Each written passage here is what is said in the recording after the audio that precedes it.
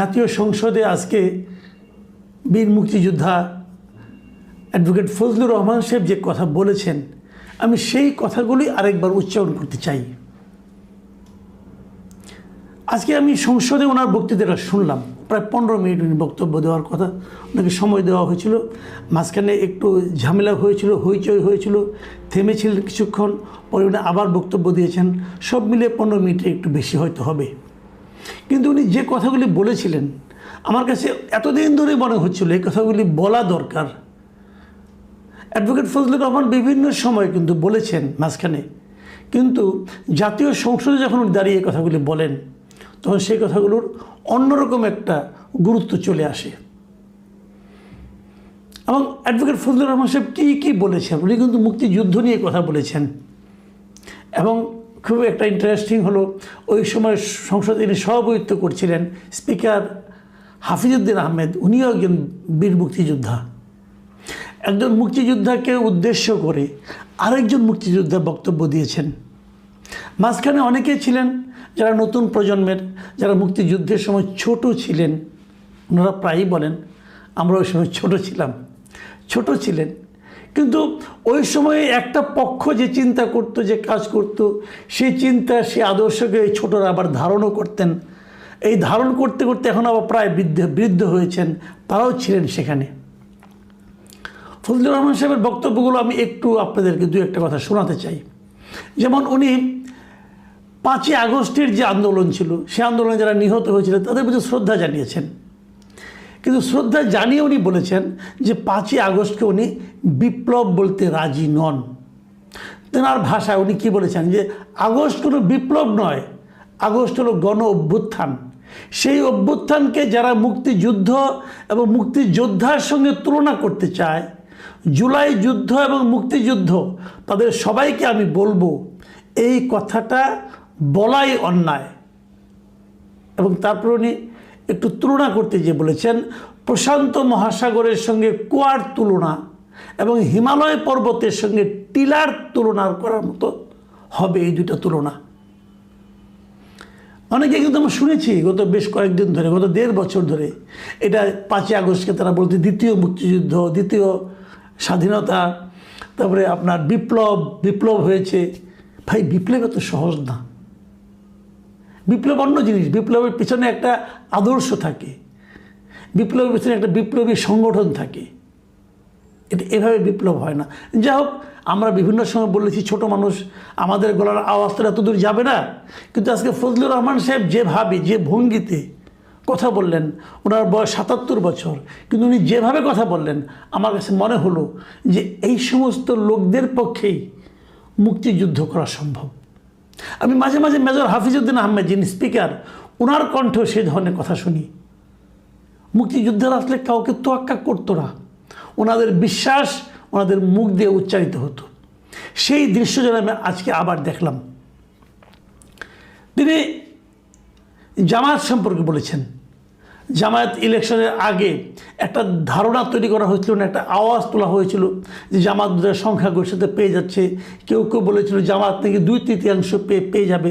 তখন ওই ফজলুর রহমান সাহেব কিন্তু বারবার বলেছেন, আমার অনুষ্ঠানে অনেকবার বলেছেন, এবং সেই কথাটা উনি আবার উচ্চারণ করেছেন। তিনি বলছেন, আজকে যেটা বললেন আমি পড়ে শোনাচ্ছি আপনাদের, যে আমি হতভাগা ফজলুর রহমান বলেছিলাম জামায়াত জোট যদি মেজরিটি পায় তাহলে আমি বিষ খাবো। এই কথাটা বলেছি, কথা সত্য। আমি বলে যাচ্ছি, এবং তারা কোনোদিন যুদ্ধে জয়লাভ করতে পারে না, রাজনৈতিক যুদ্ধে, কারণ তাদের পূর্বপুরুষ বাংলাদেশ চায় নাই। এবং তিনি আরও বলেছেন, যতদিন রয়্যাল বেঙ্গল টাইগার থাকবে মুক্তিযোদ্ধা জিতবে, রাজাকার কোনো দিন এদেশে জয়লাভ করতে পারবে না, আমি চ্যালেঞ্জ দিয়ে গেলাম। উনি সেই চ্যালেঞ্জটা আবার দিলেন। কেন? এর পেছনে অন্তর্নিহিত কী শক্তিটা ওনার কাজ করেছে। আমিও কিন্তু সেটাই বলি, যে এই বাংলাদেশ নামটা আমরা যে কারণে পেয়েছি, যার মাধ্যমে পেয়েছি, যে মুক্তিযোদ্ধাদের মাধ্যমে পেয়েছি, সেই যুদ্ধটাকে আপনি, সেই যুদ্ধের যে আদর্শ, সেই যুদ্ধের যে প্রেরণা, সেটাকে আপনি ছোট করে দেখতে পারবেন না। সেই প্রেরণা, সেই আদর্শ বারবার এই ভূখণ্ডে জয়লাভ করবে, এবং এটাই স্বাভাবিক। মুখে অনেক অনেক কিছু করবে, অনেকের শাসন নিয়ে মানুষ বিরক্ত হবে, কিন্তু ভোট দেওয়ার সময় ওই প্রসঙ্গটা বড় হয়ে দেখা দেবে।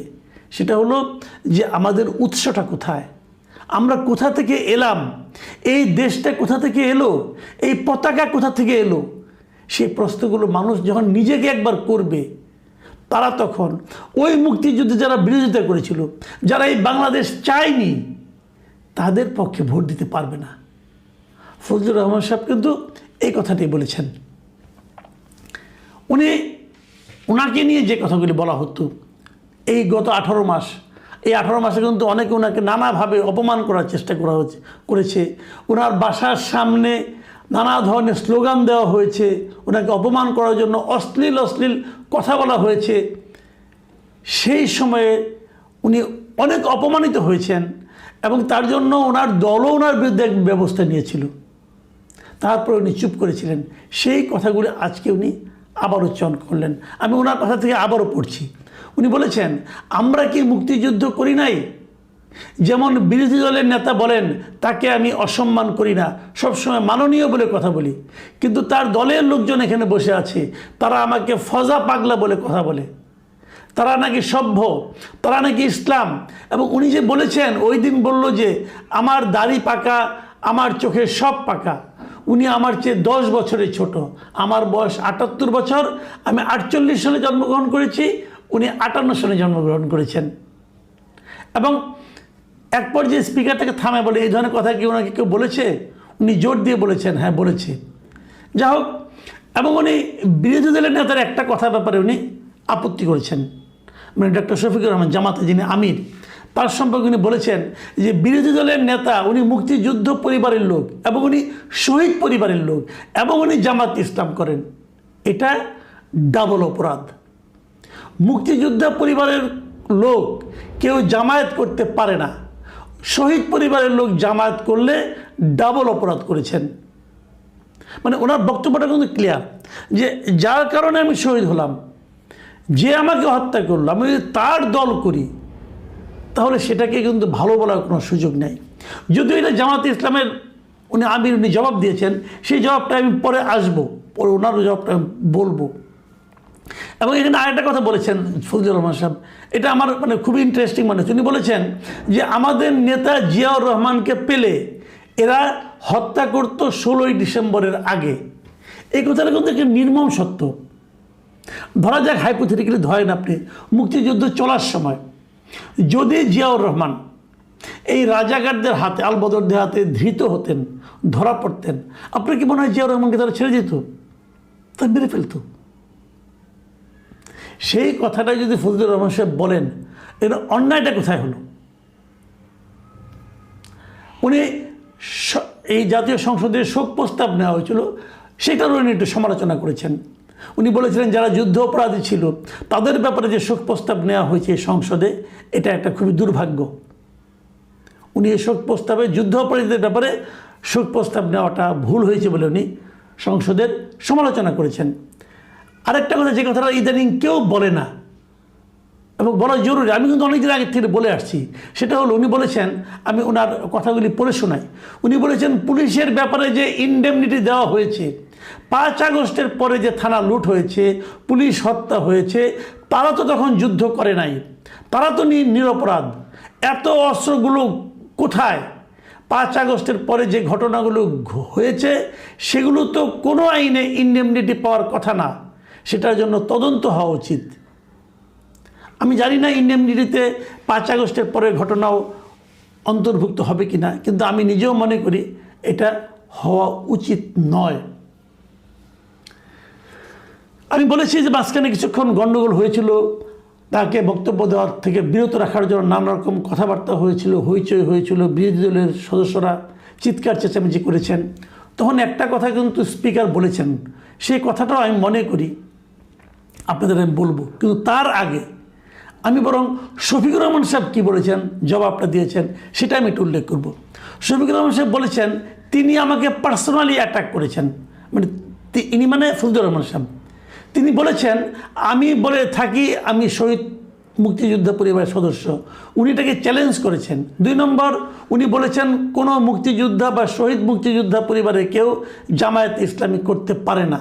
তাহলে কি ওনাকে জিজ্ঞাসা করা লাগবে? এটি আমার নাগরিক অধিকার, আমি কোন দল করব, কোন আদর্শ অনুসরণ করব, এর উপর হস্তক্ষেপ করার ন্যূনতম কোনো অধিকার রাষ্ট্র কিংবা সংবিধান কাউকে দেয়নি। খুব চমৎকার কথা, কিন্তু আমার পছন্দ হয়েছে যে ওনার এটা নাগরিক অধিকার। মুক্তিযোদ্ধা পরিবারের সন্তান হয়ে মানে আপনার জামাতে ইসলাম করা যাবে কি যাবে না, সে আদর্শ গ্রহণ করা যাবে কি যাবে না, সেটা নিয়ে হয়তো বিতর্ক থাকতে পারে, সে আলোচনায় আমি যাচ্ছি না। আমি ওনার শেষ কথাটা বলছি যে আমি কোন আদর্শ অনুসরণ করব, আমি কোন দল করব, সেটা আমার নাগরিক অধিকার। একদম চমৎকার কথা, এবং রাষ্ট্র এবং সংবিধান আমাকে অধিকার দিয়েছে। আমিও সেই কথাটাই বলি, কে কোন দল করবে তার নাগরিক অধিকার। সংবিধান আমাদেরকে সেই অধিকার দিয়েছে। সংবিধান মানুষকে বাক স্বাধীনতা দিয়েছে, সংবিধান মানুষকে দল করার স্বাধীনতা দিয়েছে। তাহলে ভাই আওয়ামী লীগকে নিষিদ্ধ করছেন কেন? আওয়ামী লীগের রাজনীতি নিষিদ্ধ করছেন কেন? ঠিক আছে, আওয়ামী লীগের বিচার করবেন, করেন বিচার, কিন্তু বিচার শেষ হওয়ার আগ পর্যন্ত আওয়ামী লীগ কোনো রাজনৈতিক কর্মকাণ্ড চালাতে পারবে না। এটা আপনি নিষিদ্ধ করছেন, সংবিধান লঙ্ঘন হচ্ছে না? তখন লঙ্ঘন হচ্ছে না ভাই? আমি জামাতকেও প্রশ্ন করছি, কারণ আপনারা এটা উদ্যোগ ছিলেন, অন্তর্বর্তীকালীন সরকারের আমলে আপনারাই প্রথম এটাকে নিষিদ্ধ করার জন্য মাঠে নেমেছিলেন, আপনাদের অনুসারী এই এনসিপি ছেলে মেয়েদের নিয়ে। কেন সংবিধান লঙ্ঘন হয় নাই? একজন লোকের অধিকার আওয়ামী লীগ করবে, সে আওয়ামী লীগের আদর্শকে অনুসরণ করতে চায়, কেন দিবেন না? আমি জানি না এই সমস্ত প্রশ্নের কোনো উত্তর আছে কিনা। আমি স্পিকারের বক্তব্যটা শেষ করতে চাই। যখন ওই হইচইগুলি হচ্ছিল, স্পিকার একটা কথা বলেছেন যে মাননীয় সদস্যবৃন্দ, সারা জাতি দেখছে, লাইভ টেলিকাস্ট হচ্ছে, আমি প্রতিদিনই বলি যে রুলস অফ প্রসিডিউর বইটা একটু পড়েন। যদি এই সংসদ বিধি মোতাবেক পরিচালিত না হয়, এটি আর জাতীয় সংসদ থাকবে না। এবং তিনি আরও বলেছেন কি, যে প্রত্যেকেরই বাক স্বাধীনতা আছে।